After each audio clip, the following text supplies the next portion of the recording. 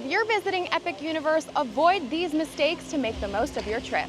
What's up, my dudes? It's Demi, and today we're going over the top 10 mistakes to avoid here in Epic Universe. You want your Epic Universe day to go smooth sailing, so you need to know these top 10 mistakes in order to avoid them so that you have a perfect day in Epic Universe. So now let's get into it. Let's avoid some mistakes and let's go get into some hijinks.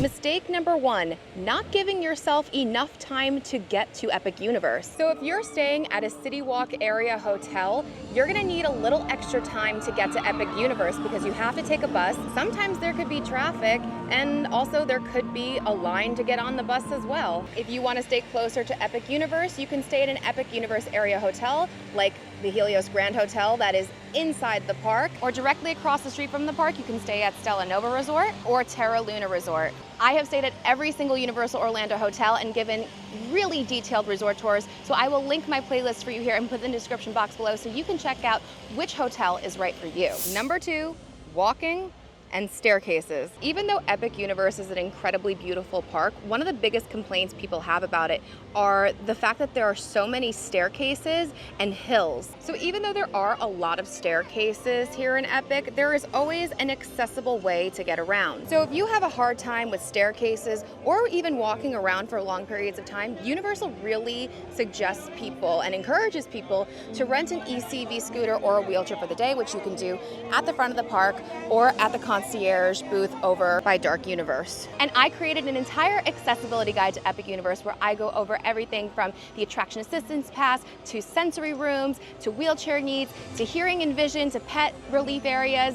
As much as possible I put in that video, and I will link it for you here and put it in the description box below. Number 3, not preparing for the Florida sun. Epic Universe is an incredible, beautiful park with stunning landscapes, but some areas like Celestial Park and Isle of Burke have more open spaces with limited shade. To make the most of your visit, plan to explore these lands during cooler parts of the day, like early in the morning or late afternoon when the sun isn't at its peak. The other lands offer a bit more cover, but it's still a good idea to come prepared. I really recommend you bringing a hat or an umbrella to Epic Universe, or do what I do and an umbrella hat. And yes, it may look stupid, but you know what? The sun is blazing right now and it's raining, so it's working for both things. I win. Number 4, not downloading the Universal app. Not only does the app show you the wait times and the entire map of the park and show times of the shows and character meet and greets, but it's also used for mobile ordering. All of the quick service restaurants are on mobile ordering. You're going to pick your items, place your order, and then you have to find a table at the restaurant you are dining at in order for your food to be delivered. And sometimes the more popular places on busy days, you have to wait online in order just to get a table, just to order food. Once you get your table, they're going to ask you to scan the QR code so that they know what table to bring your food to. Plus, you can access Universal Play for the Wizarding World and for Super Nintendo World. More on this later. Number 5, buying Universal Express Pass. If you were thinking, oh, I'll just buy Express Pass so that I don't have to stand on a really long line to go onto the very popular Ministry of Magic that could have lines hours long, you would have to think again, because this ride does not accept Express Pass. There is single rider here, but that doesn't necessarily make it shorter either. Sometimes it could even be longer.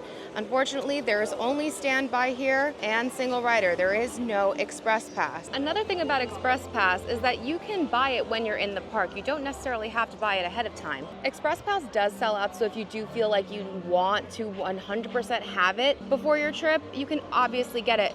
But you can wait and see what the crowd levels are in the parks, because sometimes you buy a $260 Express Pass and then you don't even really need it. Number 6, not knowing where to eat. There are a ton of quick services, snack stands, restaurants in this park, and they all have a variety of different style dishes. There's so many different places to drink, so many different types of cuisine here at Epic Universe, and you should know ahead of time what you're into and where you should go. And luckily, I created foodie guides to every single land in Epic Universe. Show you every quick service, snack stand, candy store, try almost the whole menu at most places, places and give you my honest reviews so you know what's right for you. I also did a dedicated dining review for the Atlantic restaurant and the Blue Dragon restaurant because those are the 2 full-service restaurants in the park. I'll link all those videos below. Make sure to go check those out so you know where to eat when you visit Epic Universe. Number 7, not choosing the correct wand in the Wizarding World. While there are tons of wands you can choose from, Universal has added 2nd generation wands.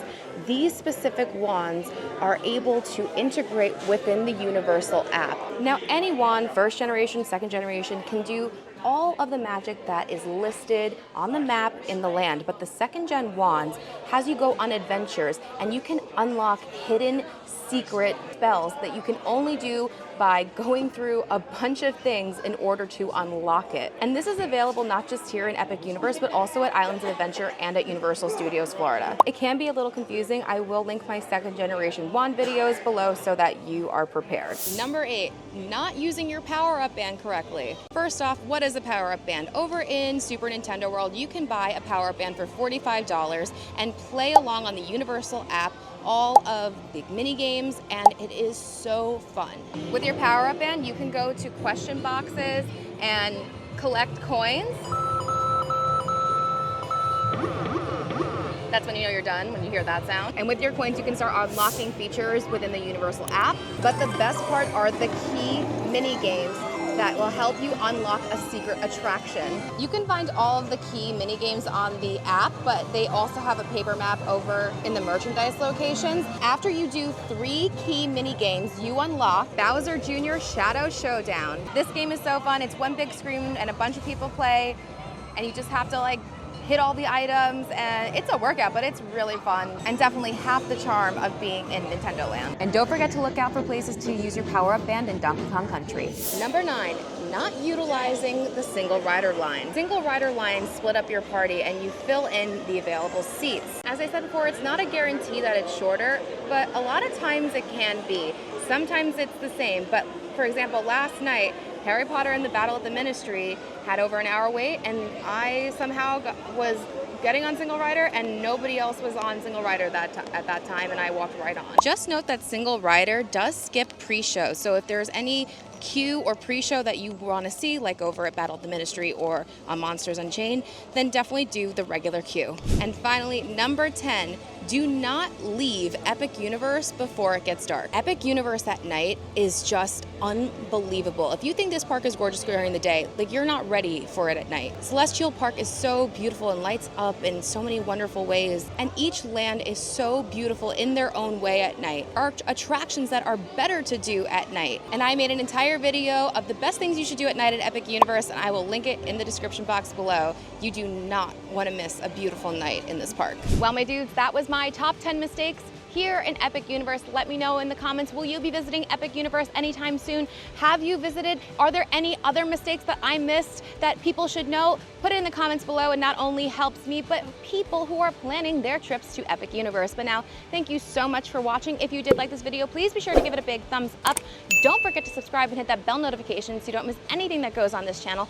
Follow me on Instagram at Magical Hijinx. Check out the Patreon. Become a patron to get exclusive bonus content, bonus lives, help with trip planning, access to our Discord, and so much more. And you'll be helping me to continue bringing you great content like this to this channel. And until next time, my dudes, I hope you guys get into some hijinks very, very soon. Now go see all of my foodie guides to all the lands here in Epic Universe. Bye-bye.